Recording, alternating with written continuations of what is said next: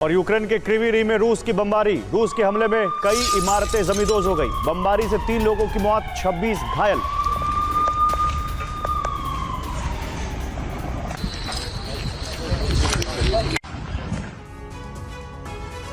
तो यूक्रेन रूस के बीच जारी जंग की आग न सिर्फ दिन ब दिन भड़क रही है, बल्कि ये फैलती भी जा रही है। कहीं से भी जंग में कोई फैसला होने या युद्ध विराम के आसार नजर नहीं आ रहे। लेकिन ये जंग के 33 महीने पूरे होने से ठीक पहले ऐसे हालात बने क्यों? ये महाविनाश का आगाज है या शांति स्थापना की कोशिश को हमेशा के लिए खत्म करने की साजिश है? अगर साजिश है तो इसके पीछे कौन है और रणनीति क्या है? जवाब जानने के लिए देखिए हमारी सबसे सटीक और विश्वसनीय रिपोर्ट।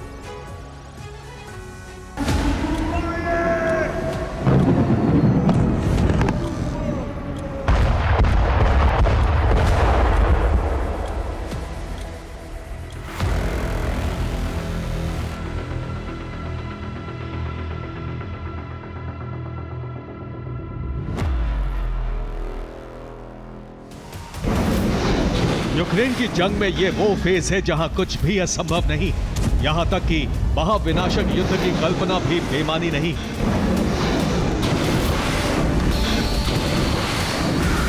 रूस के खिलाफ लंबी दूरी के हथियारों का इस्तेमाल होना कोई आम बात नहीं है। ये दुनिया के लिए एक ऐसी चेतावनी है जिसे सभी को गंभीरता से लेना चाहिए।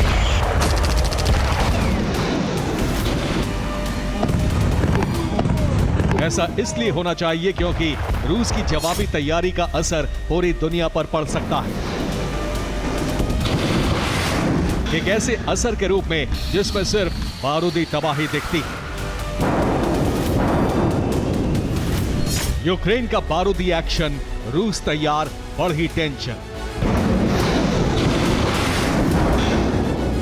यूक्रेन और रूस के बीच जारी जंग में यूरोप और नेटो ने अब तक सिर्फ जंग भड़काने वाली भूमिका निभाई है, और ये भूमिका धीरे धीरे इतनी बढ़ गई है कि रूस से दुश्मनी और युद्ध का एक नया अध्याय शुरू हो गया है।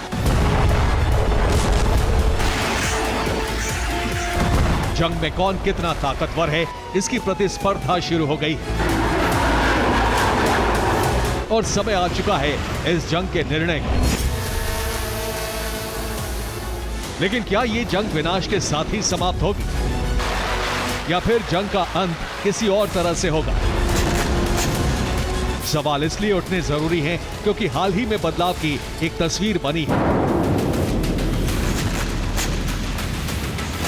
लेकिन मुमकिन है कि इसी तस्वीर ने रूस के खिलाफ विनाशकारी हमलों की बुनियाद रखी हो, और इसमें हमला करने या हमले के लिए उकसाने वाले अपना हित देख रहे।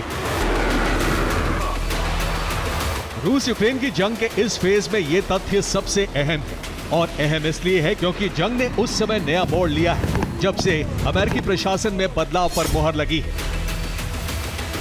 यानी जो बाइडेन की हार और ट्रंप की जीत ये कोई विश्लेषण नहीं है, बल्कि इससे संबंधित कुछ ऐसे तथ्य सामने आए हैं जो महाविनाश की तरफ बढ़ रहे युद्ध से दुनिया को छुटकारा दिला सकते हैं।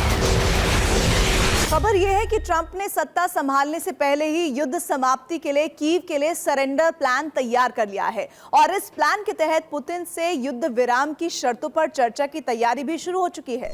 दिलचस्प खबर यह है कि रूसी प्रेसिडेंट पुतिन ने युद्ध विराम की अपनी शर्तों को ट्रंप को गोपनीय रूप से बता दिया है। हालांकि ज़ेलेंस्की इन शर्तों पर सहमत होंगे या नहीं, इस पर विचार होना अभी बाकी है। आप जो सुन रहे हैं वो सही सुन रहे हैं। युद्ध विराम के लिए ट्रंप ने प्रशासनिक जिम्मेदारी संभालने से पहले ही ब्लूप्रिंट बना लिया है। लेकिन सवाल यह है कि अगर युद्ध विराम के लिए पहल हो चुकी है तो फिर यूक्रेन की तरफ से लॉन्ग रेंज हथियारों का इस्तेमाल क्यों किया गया? क्यों बाइडेन प्रशासन ने यूक्रेन को लॉन्ग रेंज वेपन्स बनाने की अनुमति दी? और क्यों रूस ने इस युद्ध में पहली बार इंटरकॉन्टिनेंटल बैलिस्टिक मिसाइल का इस्तेमाल किया? दरअसल युद्ध में कौन कितना ताकतवर है इसका फैसला नहीं हो पा रहा है। एक तरफ यूक्रेन तबाह हो चुका है, दूसरी तरफ रूस को भी भारी नुकसान हुआ है।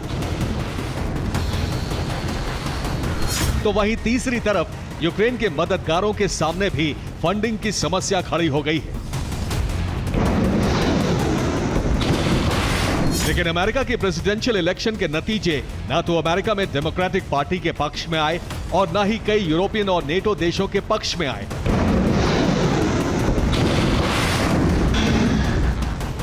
इसलिए माना जा रहा है कि ट्रंप के शपथ ग्रहण से पहले ही युद्ध की दशा इतनी बिगाड़ दी जाए कि वॉर इमरजेंसी घोषित करके सत्ता परिवर्तन न हो पाए।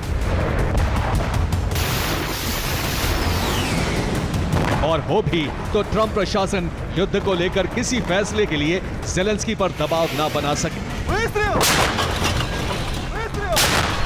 और इस स्थिति में 20 जनवरी के बाद भी अमेरिका के लिए यूक्रेन को मदद देना मजबूरी बन जाएगी। नेटो में रहना और फंडिंग करना भी अमेरिका के लिए मजबूरी बन जाएगा। यूक्रेन की सीमा से रूस की फोर्स को हटाने के लिए ऑपरेशन करना पड़ेगा और रूस को लेकर अमेरिका अपनी रणनीति में कोई भी बदलाव नहीं ला पाएगा।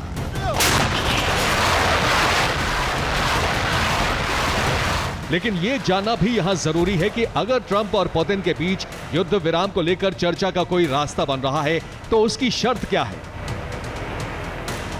और इन शर्तों को लेकर ज़ेलेंस्की के सामने क्या परिस्थिति बनेगी। इस प्रश्न का जवाब आपको चौंका सकता है और मुमकिन है कि ट्रंप इन शर्तों पर राजी भी हो जाएं। खबर यह है कि पुतिन युद्ध विराम के लिए क्षेत्रीय रियायत नहीं देना चाहते हैं। वहीं यूक्रेन को नेटो की सदस्यता की महत्वाकांक्षा भी छोड़नी होगी। इसके अलावा जंग की जड़ यूक्रेन को 3 भागों में बांट दिया जाए, यानी जिन क्षेत्रों पर रूस का कब्जा है वो उसके ही रहेंगे। खासतौर पर क्रीमिया से लेकर डॉनबास रीजन पर रूस का आधिपत्य होगा और बाकी बचे हिस्से में भी कभी नेटो की सेना रूस के सामने ना हो, इसलिए रूस के प्रस्ताव में इंटरफैक्स यूक्रेन समेत 3 भागों में बंटवारे के बिंदु।